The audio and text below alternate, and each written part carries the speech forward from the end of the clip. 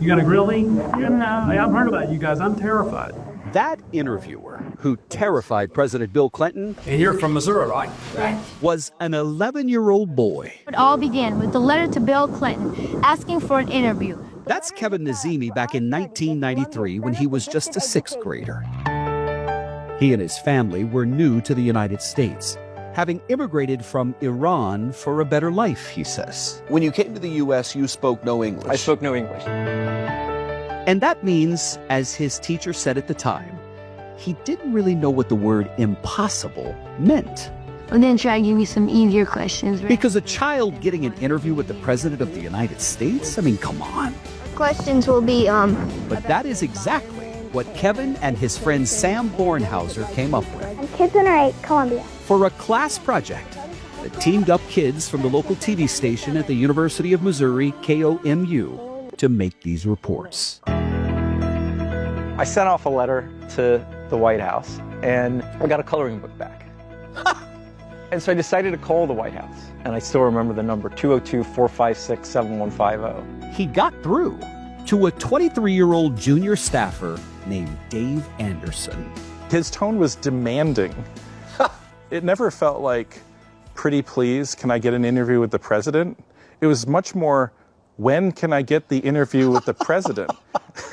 Like, that was it. He was going to get the interview. And the letter outlined other interviews he was going to get. He was going to interview Gorbachev. He was going to interview Nelson Mandela. Kevin says he called you almost every day for 2 weeks. He would call in the morning before school, and he would call in the afternoon after school. Yeah. I remember he called all the time, and I was like, I don't know what to tell you, Kevin. Like, I don't have anything new today. This guy took your call. He took my call, and he treated me seriously and with kindness and encouragement. Until one day, Kevin got called to the principal's office. It was Dave on the phone, and he said, you've been granted an interview with the president. Can you get to Cleveland? Did you think, oh, this will be good for the president? Him with a kid, it'll have him come off looking good? No, what I thought was, I love this kid. I want to make this happen, because it's a better world when a little kid can ask the president some questions. Simple as that. Now, at that point, Kevin hadn't even told his parents what he was working on. And he had just 3 days to prepare for an 8-minute interview with the leader of the free world. They collected questions from their classmates. Bye, Missouri. Bye. And chronicled their trip to Cleveland, Here it is. where the pair stayed up a bit past their bedtime Yeah, it's 1:10 a.m. right now. the night before the biggest day of their lives. with Sam on the camera, I began my questioning of the 42nd president. Mr. President, what advice would you give for kids that want to become president one day? Study very hard in school. Develop your mind. Are you putting any money aside for the rainforest? Well, how will your education plan attract the best people to become teachers? If you could make one lot for the United States, just one lot, what would it be? I would pass an economic policy that would make our families secure. They talked forever. The president loved him. And I was like, whew. Kevin went home with enough for a half-hour special. Sam and I were impressed that the president had prepared for our interview and spent some extra time chatting with us. Rex and Angela, back to you. Hey, that's great. I'm gonna wonderful. look out for my job. I've got some competition here. That kid, who came to America with a dream, went on to MIT, then Harvard Business School. We built a health insurance that was simple from and then founded 4 startups, including the latest one called Charlie, which reimagines banking for older Americans. What you did with the president, you think, puts you on this path to success. Absolutely. And Kevin never forgot that White House staffer who put him on that path. We got to narrow it down because we don't have that much time. You were so cute. Kevin and Dave became and have remained really good friends. So Dave wasn't the least bit surprised when Kevin called one day asking for the exact spelling of the names of Dave's kids, Noah and Maddie. But Dave was stunned when he got a note in the mail explaining why. Dave,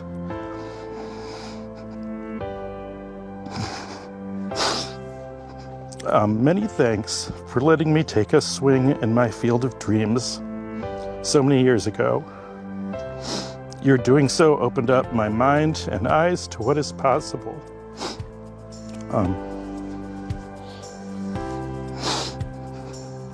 He had set up these college funds for my kids. And it just floored me.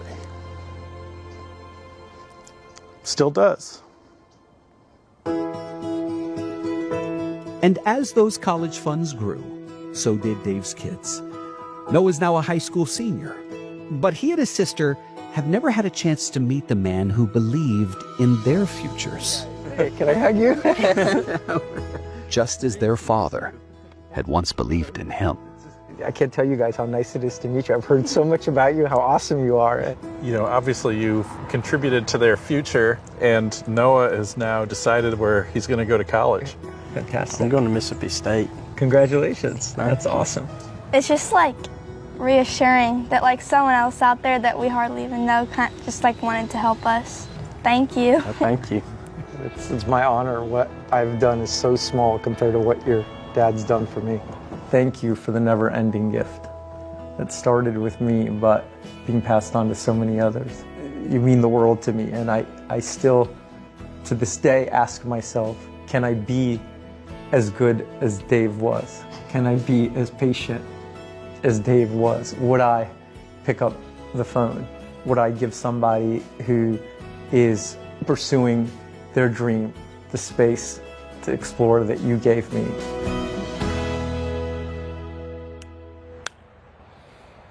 I could not love this story anymore. So you might be wondering, has anybody told Bill Clinton what happened with this young boy? As it turns out, we reunited Kevin and the former president last week.